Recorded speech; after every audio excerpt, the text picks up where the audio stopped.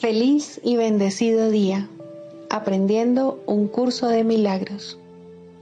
El secreto de la verdadera oración es olvidarte de las cosas que crees necesitar. Pedir algo específico es igual que ver el pecado primero y luego perdonarlo. Del mismo modo, al orar pasas por alto tus necesidades específicas, tal como las ves, y las dejas en manos de Dios. Ahí se convierten en los regalos que le haces, pues le dicen que no antepondrás otros dioses a Él, ni que quieres otro amor que el suyo. Este libro es un comienzo, no un final.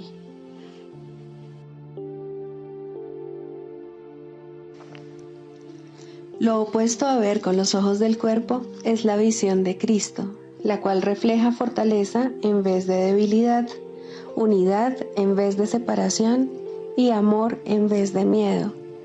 Lo opuesto a oír con los oídos del cuerpo es la comunicación a través de la voz que habla en favor de Dios, el Espíritu Santo, el cual mora en cada uno de nosotros.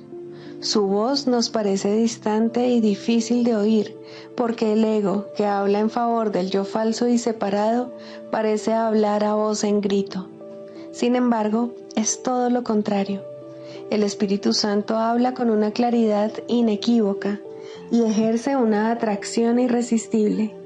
Nadie puede ser sordo a sus mensajes de liberación y esperanza, a no ser que elija identificarse con el cuerpo. Ni nadie puede dejar de aceptar jubilosamente la visión de Cristo a cambio de la miserable imagen que tiene de sí mismo.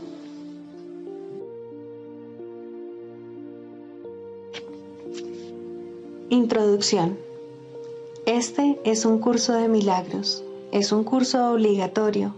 Solo el momento en que decides tomarlo es voluntario. Tener libre albedrío no quiere decir que tú mismo puedas establecer el plan de estudios. Significa únicamente que puedes elegir lo que quieres aprender en cualquier momento dado. Este curso no pretende enseñar el significado del amor, pues eso está más allá de lo que se puede enseñar. Pretende, no obstante, despejar los obstáculos que impiden experimentar la presencia del amor, el cual es tu herencia natural. Lo opuesto al amor es el miedo, pero aquello que todo lo abarca no puede tener opuestos. Este curso puede, por lo tanto, resumirse muy simplemente de la siguiente manera. Nada real puede ser amenazado. Nada irreal existe. En esto radica la paz de Dios.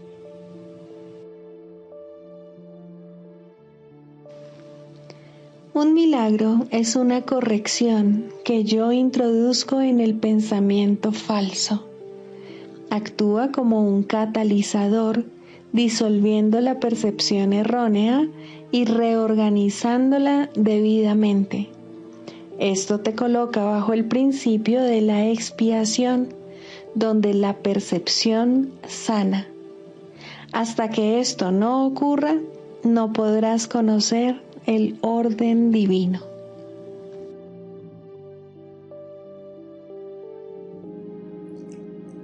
Capítulo 29. El despertar. Segundo, la llegada del invitado. ¿Cómo no ibas a percibir como liberación del sufrimiento el darte cuenta de que eres libre? ¿Por qué no habrías de aclamar a la verdad en vez de considerarla un enemigo? ¿Por qué razón te parece arduo, escabroso y demasiado difícil de seguir una senda que es fácil y que está tan claramente marcada que es imposible perderse? ¿No será acaso porque consideras que es el camino al infierno, en vez de una manera sencilla de encontrarte en el cielo y en Dios, que no exige ni sacrificios ni pérdidas? Mientras no te des cuenta de que no renuncias a nada y de que es imposible perder, Habrá veces en que te arrepentirás de haber elegido este camino y no verás los muchos beneficios que tu decisión te ha aportado. No obstante, aunque tú no los veas, están ahí. Su causa ya los produjo y los efectos tienen que estar allí donde su causa ha hecho acto de presencia. Has aceptado la causa de la curación, por lo tanto, debes haber sanado. Y al haber sanado, debes ahora también poseer el poder de sanar. El milagro no es un incidente aislado que ocurre de repente, como si se tratase de un efecto sin causa, ni tampoco es en sí una causa. Pero allí donde está su causa, allí tiene que estar el milagro. Ahora ha sido causado, aunque aún no se perciba. Y sus efectos se encuentran ahí, aunque aún no se vean. Mira dentro de ti ahora, y no verás motivo alguno para estar arrepentido, sino razones para sentir un gran regocijo y para abrigar esperanzas de paz. Todo esfuerzo de encontrar esperanzas de paz en un campo de batalla ha sido en vano. Ha sido fútil pedirle a lo que se concibió precisamente para que perpetuase el pecado y el dolor, que te ayude a escapar de ellos, pues el dolor y el pecado son la misma ilusión, tal como el odio y el miedo, y el ataque y la culpabilidad son uno.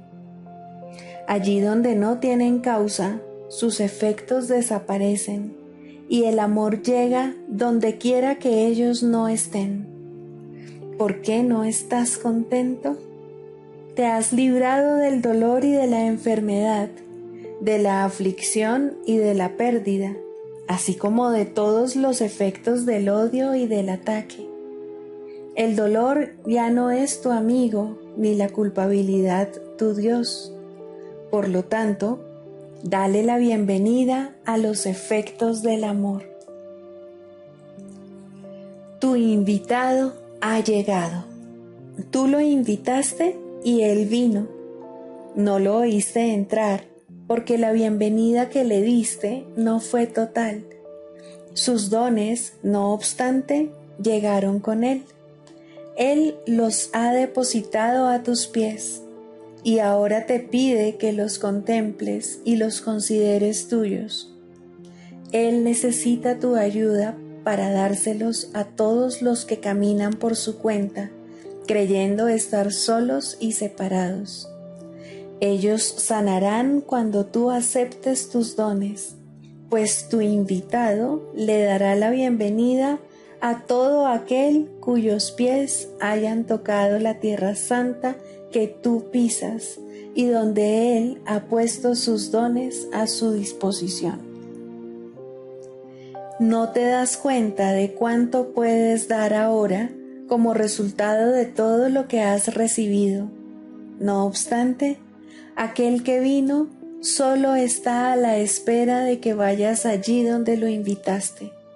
No hay ningún otro lugar donde Él pueda encontrarse con su anfitrión o su anfitrión con él, ni tampoco hay ningún otro lugar donde se puedan obtener sus dones de paz y dicha, así como toda la felicidad que brinda su presencia, pues sus dones se hallan allí donde se encuentra aquel que los trajo consigo para dártelos. No puedes ver a tu invitado, pero puedes ver los dones que trajo. Y cuando los contemples, aceptarás que Él debe estar ahí, pues lo que ahora puedes hacer, no podrías haberlo hecho sin el amor y la gracia que emanan de su presencia. Esta es la promesa del Dios viviente, que su Hijo viva, que toda criatura viviente forme parte de Él y que nada más viva. Aquello a lo que tú has dado vida no está vivo, y solo simboliza tu deseo de vivir separado de la vida, de estar vivo en la muerte y de percibir a ésta como si fuese la vida y al vivir como la muerte. Aquí las confusiones se suceden una tras otra, pues este mundo se basa en la confusión y en nada más. Su base es inmutable, si bien parece estar cambiando continuamente. Mas, ¿qué podría ser eso, sino lo que realmente significa el estado de confusión? Para los que están confundidos, la estabilidad no tiene sentido, y la variación y el cambio se convierten en la ley por la que rigen sus vidas. El cuerpo no cambia. Representa el sueño más amplio de que el cambio es posible. Cambiar es alcanzar un estado distinto de aquel en el que antes te encontrabas. En la inmortalidad no hay cambios y en el cielo se desconocen. Aquí en la tierra, no obstante, los cambios tienen un doble propósito, pues se pueden utilizar para enseñar cosas contradictorias. Y esas cosas son un reflejo del maestro que las enseña. El cuerpo puede parecer cambiar con el tiempo debido a las enfermedades o al estado de salud, o a eventos que parecen alterarlo. Mas esto solo significa que la mente aún no ha cambiado de parecer con respecto a cuál es el propósito del cuerpo. La enfermedad es la exigencia de que el cuerpo sea lo que no es. Su insubstancialidad, no obstante, garantiza que no puede enfermar. En tu exigencia de que sea más de lo que es, radica la idea de la enfermedad, pues dicha exigencia requiere que Dios sea menos de lo que realmente es. ¿Qué va a hacer de ti, entonces, si es a ti a quien se le exige el sacrificio? Pues a Dios se le informa que parte de él ya no le pertenece, y a él no le queda otro remedio ahora que sacrificar tu ser, y, como resultado de su sacrificio, tú te engrandeces y él se empequeñece al perderte a ti. Y lo que ya no le pertenece se convierte en tu Dios y te impide ser parte de él. El cuerpo al que se le pide ser un Dios es vulnerable al ataque, ya que su insubstancialidad no se reconoce, y así parece ser algo con poder propio. Al ser algo, se puede percibir y también se puede pensar que siente y actúa, y que te tiene prisionero en su puño, y puede que no llegue a ser lo que le exigiste que fuese, y lo odiarás por su insignificancia, sin darte cuenta de que el fracaso no se debe a que sea menos de lo que tú crees que debe ser, sino solo a que no te has dado cuenta de que no es nada. No obstante, en el hecho mismo de que no es nada, reside tu salvación, de la cual quieres huir. En cuanto que algo se le pide al cuerpo que sea el enemigo de Dios y que reemplace lo que Dios es con pequeñez, limitaciones y desesperanza.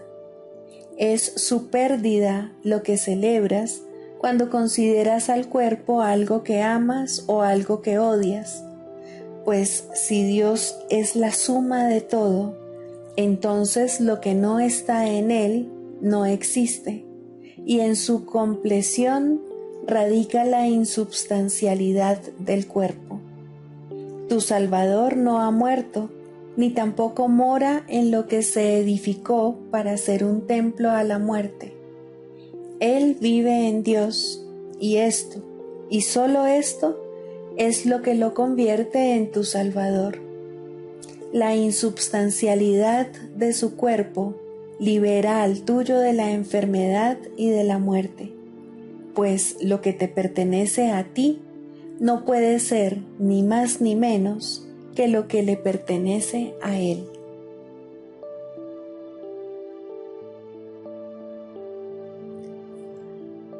Libro de ejercicios. Pregunta 4. ¿Qué es el pecado? El pecado es demencia. Es lo que hace que la mente pierda su cordura y trate de que las ilusiones ocupen el lugar de la verdad. Y al estar loca, la mente ve ilusiones donde la verdad debería estar y donde realmente está. El pecado dotó al cuerpo con ojos, pues, ¿qué iban a querer contemplar los que están libres de pecado? ¿Para qué iban a querer la vista, el sonido o el tacto? ¿Qué iban a querer oír o intentar asir? ¿Qué necesidad iban a tener de los sentidos? Usar los sentidos es no saber, y la verdad solo se compone de conocimiento y de nada más. El cuerpo es el instrumento que la mente fabricó en su afán por engañarse a sí misma. Su propósito es luchar, mas el objetivo por el que lucha puede cambiar, y entonces el cuerpo lucha por otro objetivo. Lo que ahora persigue lo determina el objetivo que la mente ha adoptado para sustituir a la meta de engañarse a sí misma que antes tenía. La verdad puede ser su objetivo, tanto como las mentiras, y así los sentidos buscarán lo que da fe a la verdad. El pecado es la morada de las ilusiones, las cuales representan únicamente cosas imaginarias, procedentes de pensamientos falsos. Las ilusiones son la prueba de que lo que no es real lo es. El pecado prueba que el Hijo de Dios es malvado, que la intemporalidad tiene que tener un final y que la vida eterna sucumbirá ante la muerte.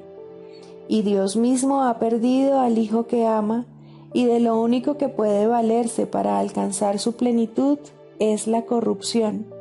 La muerte ha derrotado su voluntad para siempre. El odio ha destruido el amor y la paz ha quedado extinta para siempre. Los sueños de un loco son pavorosos y el pecado parece ser ciertamente aterrador. Sin embargo, lo que el pecado percibe no es más que un juego de niños. El Hijo de Dios puede jugar a haberse convertido en un cuerpo que es presa de la maldad y de la culpabilidad, y a que su corta vida acabe en la muerte.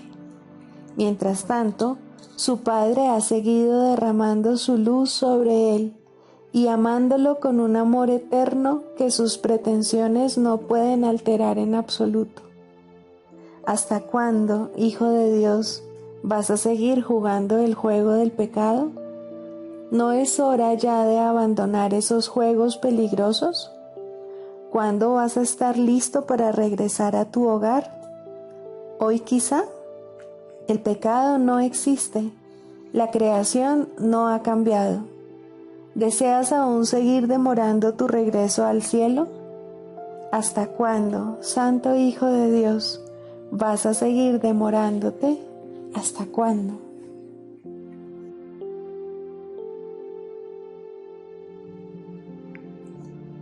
Lección 260. Que recuerde que Dios me creó. Padre, yo no me creé a mí mismo, aunque en mi demencia creí que así había sido. No obstante, en cuanto que, pensamiento tuyo, no he abandonado mi fuente y sigo siendo parte de aquel que me creó.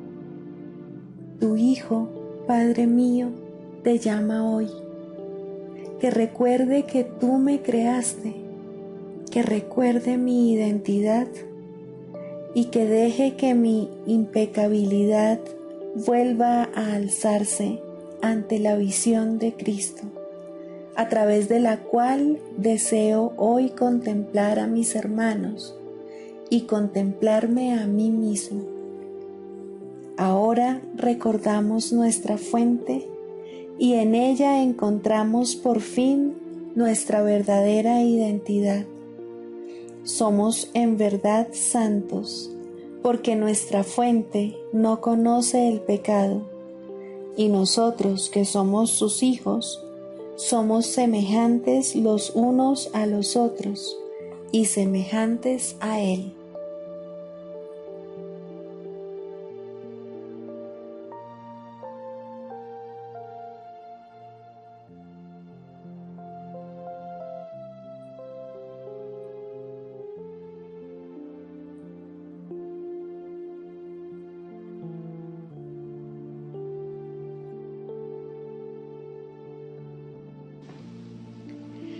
Generosidad.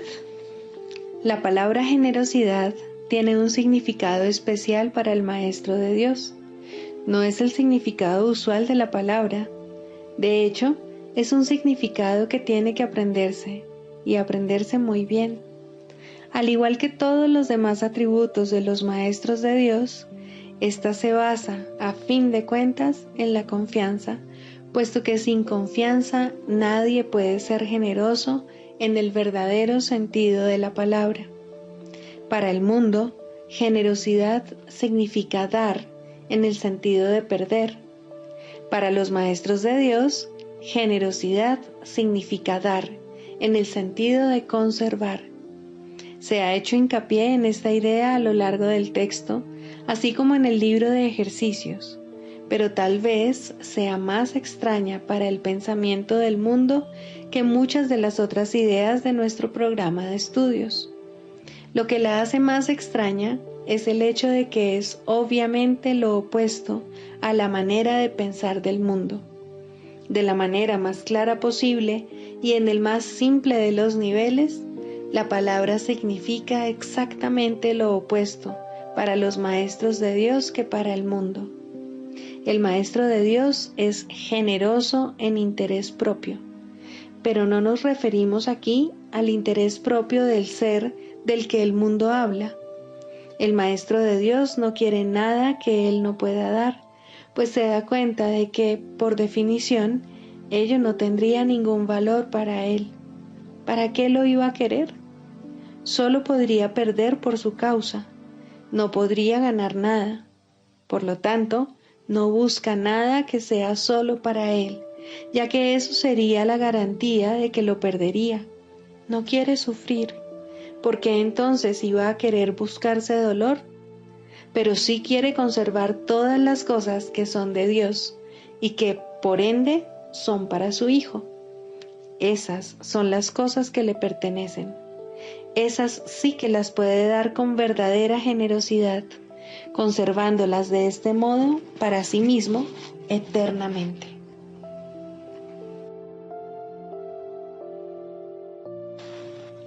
¿Cómo lidian los Maestros de Dios con los pensamientos mágicos?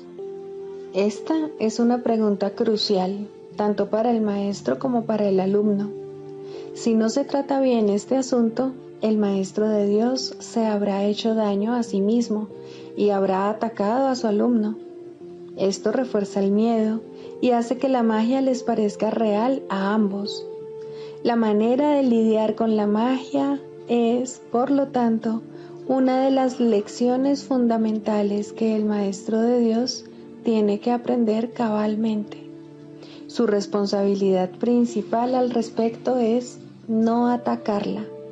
Si un pensamiento mágico despierta hostilidad, de la clase que sea, el Maestro de Dios puede estar seguro de que está reforzando su propia creencia en el pecado y de que se ha condenado a sí mismo. Puede estar seguro además que les ha abierto las puertas a la depresión, al miedo, al desastre. Que recuerde entonces que no es esto lo que quiere enseñar, porque no es esto lo que quiere aprender. Existe, no obstante, la tentación de responder a la magia de tal manera que ello la refuerza. Y esto no es siempre obvio. De hecho, puede estar fácilmente oculto bajo un aparente deseo de ayudar. Este doble deseo es lo que hace que la ayuda no sirva de gran cosa y que inevitablemente produzca resultados indeseables. Tampoco se debe olvidar que el resultado que se produzca será el mismo para él que para el alumno. ¿Cuántas veces se ha subrayado el hecho de que solo te das a ti mismo? ¿Y dónde podría observarse esto con mayor claridad que en los tipos de ayuda que el Maestro de Dios presta a aquellos que necesitan su ayuda? En estas situaciones es donde más claramente se le da su propio regalo, pues Él solo dará lo que haya elegido para sí mismo. Y en ese regalo reside su juicio acerca del Santo Hijo de Dios. Lo más fácil es permitir que el error se corrija allí donde es más evidente, y los errores se conocen por sus resultados.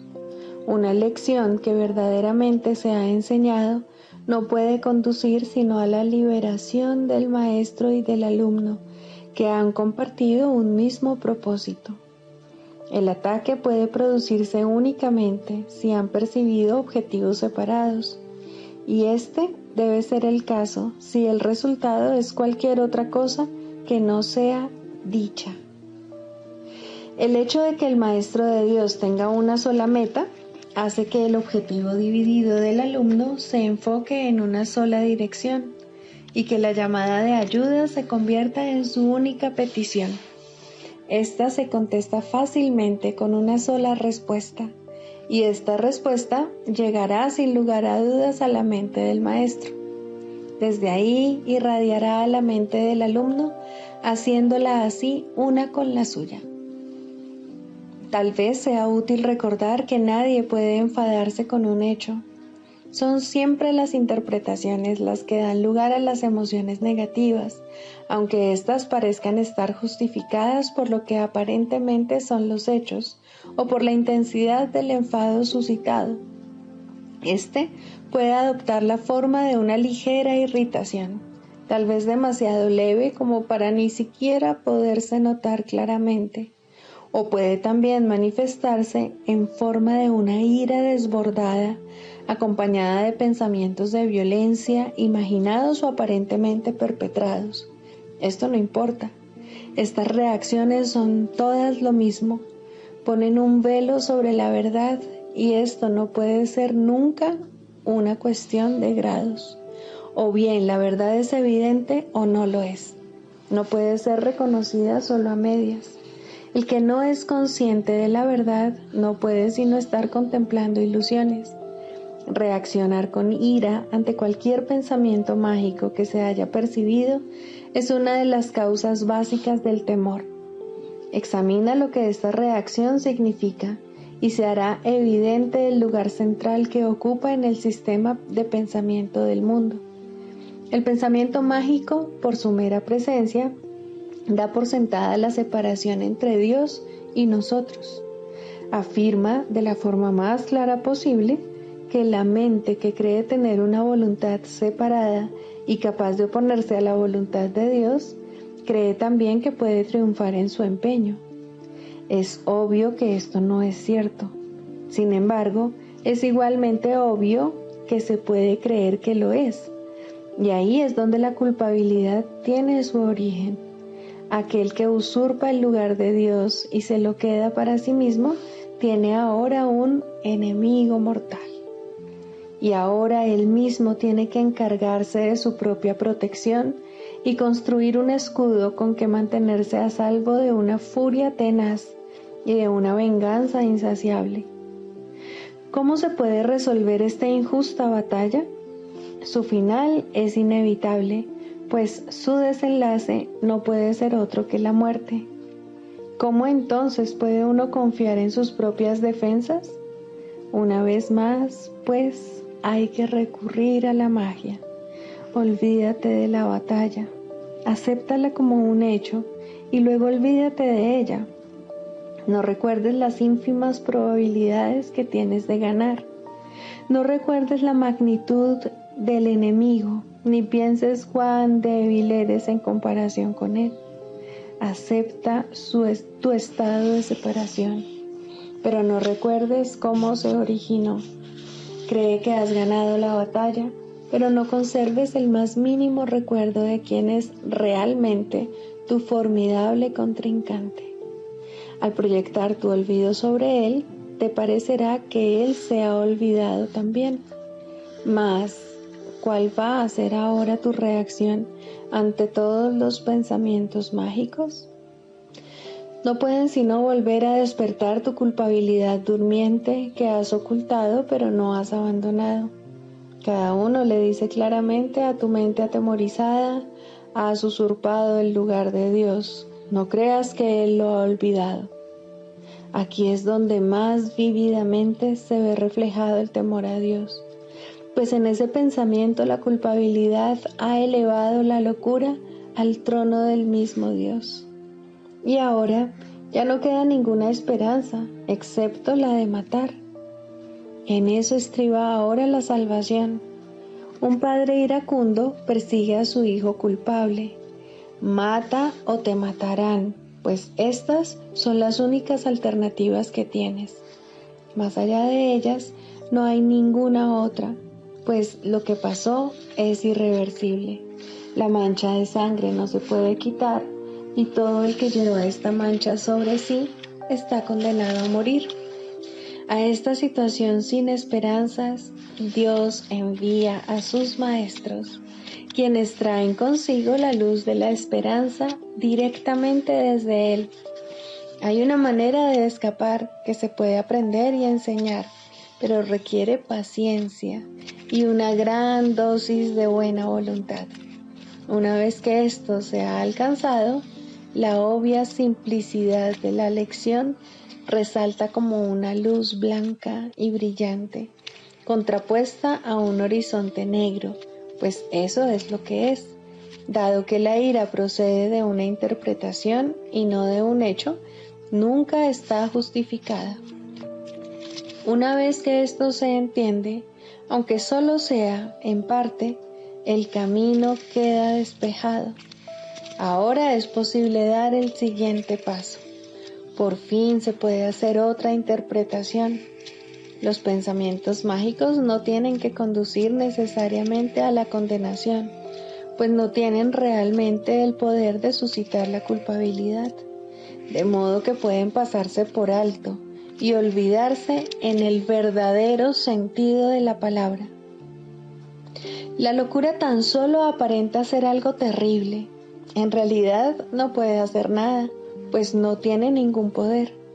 Al igual que la magia, que se convierte en su sirviente, ni ataca ni protege. Verla y reconocer su sistema de pensamiento es ver lo que no es nada.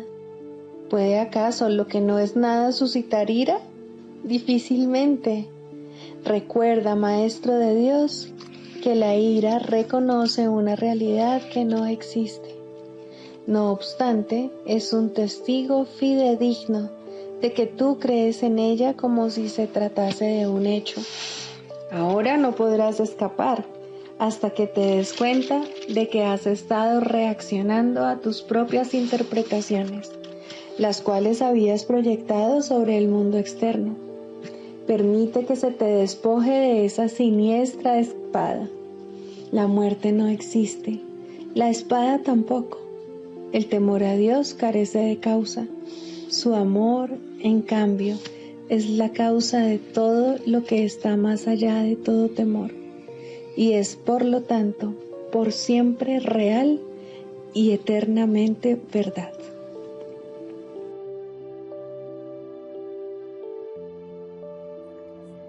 Manual para el maestro. Clarificación de términos. 4. La percepción verdadera, el conocimiento. El mundo que ves no es más que la ilusión de un mundo. Dios no lo creó, pues lo que Él crea tiene que ser tan eterno como Él. En el mundo que ves, no obstante, no hay nada que haya de perdurar para siempre. Algunas cosas durarán en el tiempo algo más que otras, pero llegará el momento en el que a todo lo visible le llegue su fin. Los ojos del cuerpo no son, por lo tanto, el medio a través del cual se puede ver el mundo real, pues las ilusiones que contemplan solo pueden conducir a más ilusiones de la realidad. Y eso es lo que hacen, pues todo lo que los ojos del cuerpo ven no solo no ha de durar, sino que además se presta a que se tengan pensamientos de pecado y culpabilidad. Todo lo que Dios creó, por otra parte, está por siempre libre de pecado y por ende, por siempre libre de culpabilidad. El conocimiento no es el remedio para la percepción falsa, puesto que al proceder de distintos niveles, jamás pueden encontrarse. La única corrección posible para la percepción falsa es la percepción verdadera. Esta no perdurará, pero mientras dure, su propósito será sanar. La percepción verdadera es un remedio que se conoce por muchos nombres: el perdón, la salvación, la expiación y la percepción verdadera son todos una misma cosa. Son el comienzo de un proceso cuyo fin es conducir a la unicidad que los trasciende a todos. La percepción verdadera es el medio por el que se salva al mundo de las garras del pecado, pues el pecado no existe, y esto es lo que la percepción verdadera ve. El mundo se yergue como un sólido muro ante la faz de Cristo, pero la percepción verdadera lo ve solo como un frágil velo, tan fácil de descorrer que no podría durar más de un instante. Por fin se ve el mundo tal como es, y ahora no puede sino desaparecer, pues en su lugar ha quedado un espacio vacío que ha sido despejado y preparado. Donde antes se percibía destrucción, aparece ahora la faz de Cristo, y en ese instante el mundo queda olvidado y el tiempo acaba para siempre al disolverse el mundo en la nada de donde provino. Un mundo perdonado no puede durar mucho. Era la morada de los cuerpos, pero el perdón mira más allá de ellos. En eso radica su santidad. Así es como sana. El mundo de los cuerpos es el mundo del pecado, pues solo si el cuerpo existiese, sería posible el pecado. El pecado acarrea culpabilidad tan irremediablemente como el perdón acaba con ella. Y una vez que ha desaparecido todo rastro de culpabilidad, ¿qué queda que pueda seguir manteniendo al mundo separado y fijo en su lugar? Pues la idea de lugar habrá desaparecido también junto con el tiempo. El cuerpo es lo único que hace que el mundo parezca real, pues, al ser algo separado, no puede permanecer donde la separación es imposible. El perdón prueba que es imposible porque no lo ve, y lo que entonces pasas por alto deja de ser comprensible para ti, tal como una vez estabas seguro de su presencia. Este es el cambio que brinda la percepción verdadera. Lo que antes se había proyectado afuera, ahora se ve adentro, y ahí el perdón deja que desaparezca. Ahí se establece el altar al Hijo, y ahí se recuerda a su Padre. Ahí se llevan todas las ilusiones ante la verdad y se depositan ante el altar. Lo que se ve como que está afuera no puede sino estar más allá del alcance del perdón, pues parece ser por siempre pecaminoso. ¿Qué esperanza puede haber mientras se siga viendo el pecado como algo externo? ¿Qué remedio puede haber para la culpabilidad? Mas, al ver a la culpabilidad y al perdón dentro de tu mente, estos se encuentran juntos por un instante, uno al lado del otro, ante un solo altar. Ahí, por fin, la enfermedad y su único remedio se unen en un destello de luz curativa. Dios ha venido a proclamar lo que es suyo. El perdón se ha consumado. Y ahora el conocimiento de Dios, inmutable, absoluto, puro, y completamente comprensible, entra en su reino. Ya no hay percepción, ni falsa ni verdadera. Ya no hay perdón, pues su tarea ha finalizado. Ya no hay cuerpos, pues han desaparecido ante la deslumbrante luz del altar del Hijo de Dios. Dios sabe que ese altar es el suyo, así como el de su Hijo.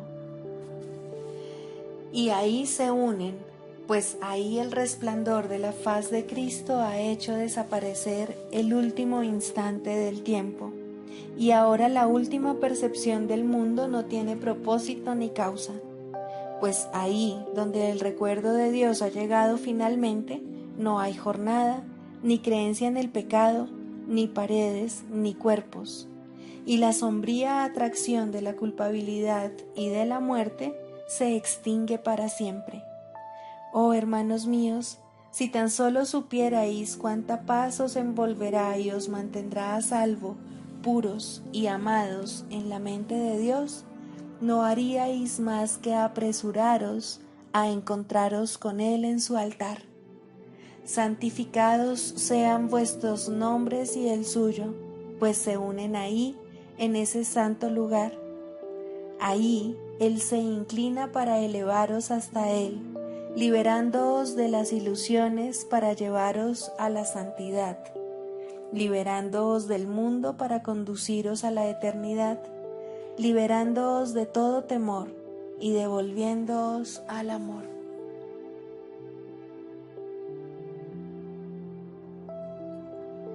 Sigamos a Jesús, haciendo del perdón algo tan natural como respirar y algo tan vital como el aire. Amén.